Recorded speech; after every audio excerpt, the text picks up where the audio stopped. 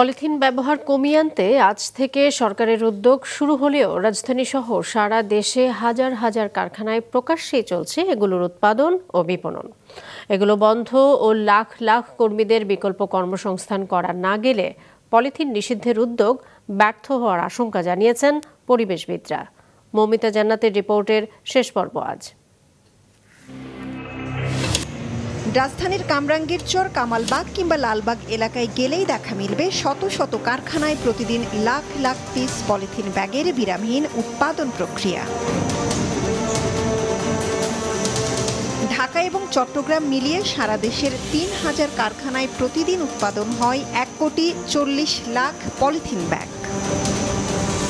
শুধু পলিথিনই নয়, এসব এলাকায় ব্যবহৃত প্লাস্টিক গলিয়ে নিম্নমানের প্লাস্টিক পণ্য তৈরি হয়। এসব কাজে প্রত্যক্ষ পরোক্ষভাবে জড়িত লাখ বিশেক মানুষ। বিকল্প কর্মসংস্থান ও বিকল্প পণ্য তৈরি করতে না পারলে সিঙ্গেল ইউজ প্লাস্টিক নিষিদ্ধের প্রক্রিয়া বড় ধরনের চ্যালেঞ্জের মুখে পড়বে বলে মনে করছেন বিশেষজ্ঞরা।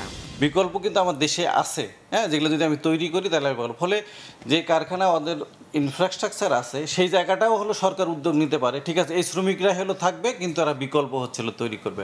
আমার যে ইন্ডাস্ট্রিগুলোতে আছে যদি ওখানে জনবলের বেশি হয়ে যায় তাহলে আমাদের এই ইন্ডাস্ট্রিগুলোতে এই শ্রমিকগুলোকে তারা নিয়োগ করতে পারে। দূষণ রোধে পলিথিনের পাশাপাশি আরও 17টি প্লাস্টিক পণ্যের ব্যবহার বন্ধের প্রজ্ঞাপন জারি করেছে মন্ত্রণালয়। Bangladesh plastic goods manufacturers and export association বলছে এগুলোর বেশিরভাগেরই বিকল্প নেই এখন পর্যন্ত। এই যে পলিথিনের এটা ওনারা বলতেছেন কাচের বোতল দিয়ে রিপ্লেস করতে। মিলিয়ন পিস ইউজ হচ্ছে এটা কি কাচের বোতল দিয়ে সাপ্লাই আছে, আমাদের ইন্ডাস্ট্রি আছে, আমরা এটা রিপ্লেস করতে পারবো। বাজারে এই জন্য অ্যাভেলেবল হচ্ছে বিকজ এটার কোনো বিকল্প নাই গুণগত মানে এবং মূল্যের দিক দিয়ে, যার জন্য লোকজন কনভিনিয়েন্টলি ইউজ করছে। দেশে প্রতি বছরই বাড়ছে পলিথিনের ব্যবহার। বিশ্বব্যাংকের এক প্রতিবেদনে বলা হয়েছে ২০২০ সালে দেশে মাথাপিছু পলিথিন ও প্লাস্টিকের ব্যবহার বার্ষিক ৯ কেজিতে গিয়ে দাঁড়িয়েছে। বর্জ্য ব্যবস্থাপনার অভাবে যার মাত্র ২০% পুনর্ব্যবহার করা সম্ভব হয়। তাই টেকসই বর্জ্য ব্যবস্থাপনা গড়ে তোলার বিকল্প নেই বলছেন পরিবেশবিদরা।